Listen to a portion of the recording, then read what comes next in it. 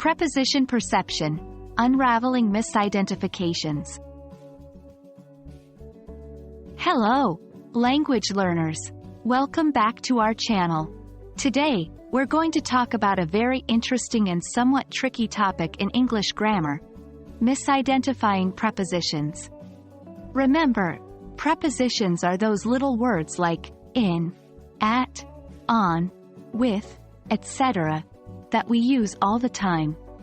But sometimes, we can get them mixed up or misidentify them. So, let's clear up some of these common misconceptions together.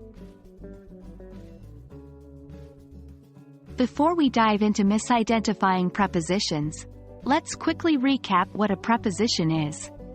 Prepositions are words that express relationships of place, time, or manner between other words or phrases in a sentence.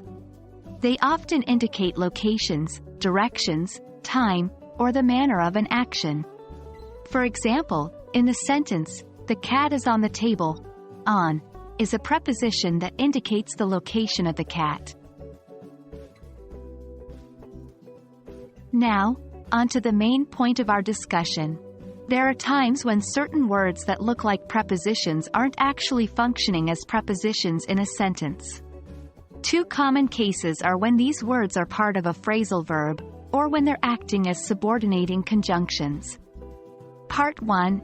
Phrasal verbs.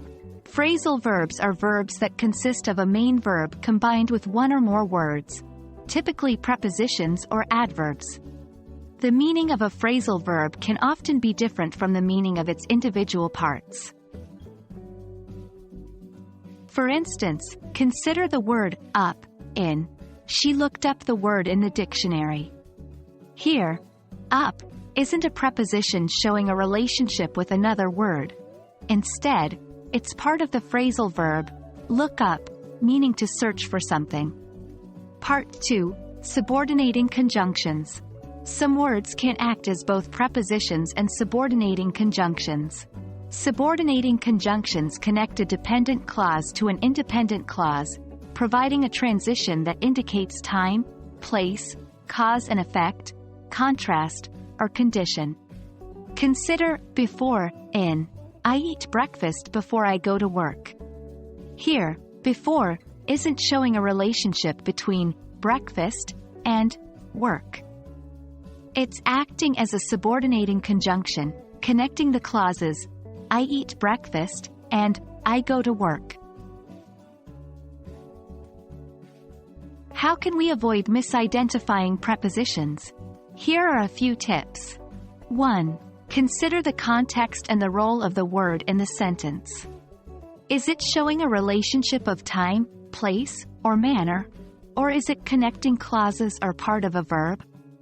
2. Remember that prepositions typically have an object, which is the word or phrase they relate to. If there's no object, the word may not be a preposition. 3. Learn common phrasal verbs and subordinating conjunctions. Familiarity with these will help you spot when a word is not acting as a preposition. And that wraps up our discussion on misidentifying prepositions. Remember, understanding the role of words in a sentence is crucial in mastering English grammar. Don't worry if you make mistakes along the way. They're part of the learning process. Keep practicing and revising, and soon you'll find it easier to identify prepositions correctly. Thank you for tuning in, and we'll see you in our next video. Happy learning!